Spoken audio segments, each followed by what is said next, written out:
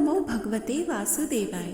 नमस्कार प्रिय भक्तों, कथा को शुरू करने से पूर्व कृपया हमारे चैनल को सब्सक्राइब करें, शेयर पे लाइक करें और कमेंट में अवश्य लिखें ओम नमो भगवते वासुदेवाय।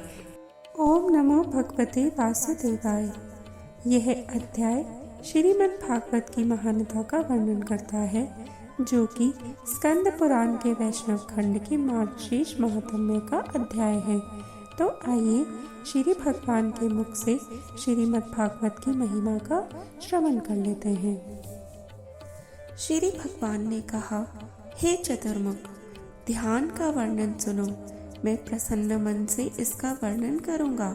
इसका श्रवण करने से मनुष्य पृथ्वी पर सौभाग्य प्राप्त करता है। ध्यान करने का योग्य स्वरूप। भगवान का ध्यान इस प्रकार किया जाना चाहिए। भगवान कमल के समान आसन पर विराजमान है, जो कीमती पत्थरों से सुसज्जित और उनके प्रकाशित स्थान पर रखा गया है। पास में कल्प वृक्ष चमक रहे हैं। रतन जटित स्थान एक मंडप के भीतर चमक रहा है, जिसके चारों ओर एक शानदार बगीचा है और जिसकी भूमि सुनहरी पृष्ठ वाली है। उनके पास नीलमणि की गहरी नीली चमक है। वे एक बहुत छोटे बच्चे के रूप में हैं। उनके बाल गुड़ की तरह चमकदार उनके चेहरे पर बिखरे हुए हैं। उनका चेहरा सुंदर, पूर्ण विकसित कमल की तरह सुंदर है, जो मधुमक्खियों के झुंड से घिरा हुआ है। उनकी आंखें नील कमल के समान हैं। कानों में हिलती हुई बालियों के कारण उनके गाल चमक रहे हैं। नाक सुडौल और सुंदर है। होठ लाल है। पूरा चेहरा मुस्कुराहट से भरा है और उनके गले में कई आभूषण अपनी चमक को बिखेर रहे हैं। वह अपने नाखून को पकड़े हुए हैं और उनकी आंखें कमल के समान हैं। गायों द्वारा उड़ाई गई धूल के कारण उनकी छाती मैली और भूरे रंग की हो गई है। उनके अंग सुपोषित हैं। वे सोने की तरह चमकते हैं। उनके कूल्हों और सुंदर पिंडलियों और जांघों के जोड़ों के चारों ओर झनझनाती घंटियों की लड़ियां बंधी हुई हैं। वे कमल के समान हाथ पैरों की उत्कृष्ट चमक से चमकते हैं, जिनमें बंधु जीव पुष्प की शोभा है। वे हंस रहे हैं। उनके दाहिने हाथ में दूध की खीर है। वे अपने बाएं हाथ में ताजा शुद्ध मक्खन पकड़े हुए हैं।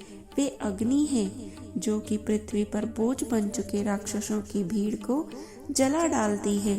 वे पूतना और अन्य को मारने के कार्य में लगे हुए हैं। भगवान के चारों ओर गोपियां और ग्वाल बालों के समूह हैं। देवों के स्वामी को इंद्र और अन्य लोग नमन करते हैं। भक्ति पूर्वक विनम्र होकर उसे प्रातः काल कृष्ण का स्मरण करके सर्पों के स्वामी व्रज आदि का भी पूजन करना चाहिए।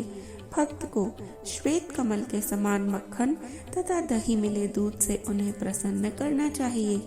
जो मनुष्य सदैव श्रद्धा और धर्म परायण रहता है तथा जो सदैव प्रातःकाल भगवान अच्युत की पूजा करता है, वह शीघ्र ही पूर्णतया लक्ष्मी को प्राप्त कर लेता है तथा मृत्यु के पश्चात वह परम पवित्र महान धाम वैकुंठ को जाता है।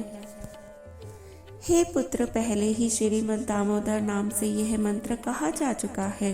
यह संपूर्ण जगत को मोहित करने वाला है। जो लोग इसके प्रयोग के अधिकारी हैं, वे उसे सुने। हे पुत्र, इस परम महत्वपूर्ण मंत्र को किसी अयोग्य व्यक्ति को नहीं देना चाहिए। शीघ्र सिद्धि प्रदान करने वाले इस रहस्य की रक्षा बड़े प्रयत्न से करनी चाहिए। गुरु को ऐसे शिष्य को स्वीकार नहीं करना चाहिए जो आलसी, गंदा, दुखी तथा कपट और मोह से युक्त हो। वह शिष्य दरिद्र, रोगी, क्रोधी, व्याभिचारी और कामी नहीं होना चाहिए। उसे ईर्ष्यालु और द्वेषी, दुष्ट और कटुवाणी बोलने वाला भी नहीं होना चाहिए। उसे अन्याय पूर्वक धन कमाने वाला या दूसरों की स्त्रियों में आसक्त करने वाला ना हो। उसे विद्वानों से द्वेष भी नहीं करना चाहिए और उसे सदैव अज्ञानी या विद्वान होने का दावा करने वाला भी नहीं होना चाहिए। उसे अपनी प्रतिज्ञा से विचलित नहीं होना चाहिए, या जिसकी आजीविका का साधन अस्पष्ट या अनियमित हो वैसा भी नहीं होना चाहिए। उसे मन से निंदा करने वाला या दुष्ट नहीं होना चाहिए। उसे पेटू, अपने कार्यों में क्रूर या दुष्ट मन वाले लोगों को नेता नहीं होना चाहिए। उसे कृपण, पापी, भयानक या अपने शरणागत लोगों को आतंकित करने वाला भी नहीं होना चाहिए। गुरु को ऐसे शिष्यों को स्वीकार नहीं करना चाहिए जिसमें ये सभी या कोई भी बुरा गुण हो। यदि वह उसे स्वीकार करता है तो उसके दोष गुरु को भी प्रभावित करते हैं। जैसे मंत्री का दोष राजा को प्रभावित करता है, जैसे पत्नी का दोष पति को प्रभावित करता है, वैसे ही शिष्य का दोष निसंदेह गुरु को प्रभावित करता है। अतएव गुरु को चाहिए कि वह शिष्य की सदैव परीक्षा करे और उसके बाद ही उसे स्वीकार करे। शिष्य को गुरु की सेवा में मन, वचन और शरीर से समर्पित होना चाहिए। उसे चोरी नहीं करनी चाहिए। उसे सद्गुण जैसे कि श्रद्धा आदि से युक्त होना चाहिए और मोक्ष प्राप्ति के लिए सदैव प्रयत्नशील रहना चाहिए। उसे ब्रह्मचर्य व्रत का पालन करना चाहिए और पवित्र अनुष्ठानों के पालन में सदैव दृढ़ रहना चाहिए। उसका मन प्रसन्न रहना चाहिए, अर्थात आशावादी होना चाहिए और तन और मन से शुद्ध होना चाहिए और धूर्तता नहीं होनी चाहिए। उसके मन को अशुद्धियों से दूर रखना चाहिए। उसे दूसरों की सहायता करने के लिए समर्पित होना चाहिए। उसे निस्वार्थ होना चाहिए और अपने मन और शरीर और धन से गुरु को प्रसन्न करने वाला होना चाहिए। हे वत्स, उसे अपने आश्रितों को प्रसन्न करना चाहिए और शुद्ध रहना चाहिए। गुरु को मंत्र केवल ऐसे ही स्वभाव वाले शिष्य को देना चाहिए, अन्यथा नहीं। यदि वह अन्यथा निर्देश देगा तो देवताओं का श्राप उस पर अवश्य पड़ेगा। हे पुत्र सुनो, मैं गुरु के लक्षण भी बताता हूँ। जो व्यक्ति इन लक्षणों से युक्त हो उसे ही लोगों को गुरु बनाना चाहिए। जो मन से निष्पक्ष, शांत और स्थिर है, क्रोध से रहित है, सभी लोगों के लिए मैत्रीपूर्ण है, व्यवहार में अच्छा है, महान और उदार है और दुनिया में सभी के साथ समान व्यवहार करता है, वह आदर्श गुरु के रूप में महिमा मंडित किया जाता है। उसे हमेशा मेरे पवित्र अनुष्ठानों और व्रतों का पालन करना चाहिए। उसे वैष्णवों द्वारा सम्मानित भी होना चाहिए। उसे मुझसे संबंधित प्रसंगों में अवश्य रुचि होनी चाहिए। उसे हमेशा मेरे त्योहारों के प्रति समर्पित होना चाहिए। वह दया के सागर जैसा हो, हमेशा पूर्णतया संतुष्ट रहने वाला हो और सभी जीवों की सहायता करने वाला तथा उन पर उपकार करने वाला हो और सभी कामनाओं से रहित हो, सर्वगुण संपन्न तथा निपुण सज्जन हो और सभी विद्याओं में पारंगत हो। उसे सभी संदेहों को दूर करने में सक्षम होना चाहिए। उसे आलसी कदापि नहीं होना चाहिए। ऐसा गुरु एक सम्मानित ब्राह्मण होता है।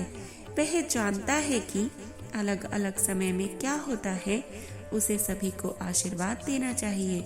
हे वत्स, जिस शिष्य में पूर्वोक्त लक्षण हो उसे मेरे आश्रय स्थल मार्गशीर्ष मास में ऐसे ही गुरु से यह मंत्र प्राप्त करना चाहिए। बुद्धिमान पुरुष को सभी वैष्णव व्रतों का पालन करना चाहिए। उसे सदैव मेरे प्रिय महान पवित्र शास्त्र श्रीमद् भागवत का श्रवण करना चाहिए। श्रीमद् भागवत पुराण संसार भर में प्रसिद्ध है। भक्त को चाहिए कि वह श्रद्धा पूर्वक इसका श्रवण करे। इससे मुझे संतुष्टि और आनंद मिलता है। जय श्री हरि, जय श्री कृष्ण। इस श्रृंखला के आगे के अध्याय में हम वर्णन करेंगे श्रीमद् भगवत गीता के महात्म्य का, जो कि प्रभु की वाणी के द्वारा स्वयं ही होगा। तो जुड़े रहें हमसे और जपते रहें। हर हर महादेव।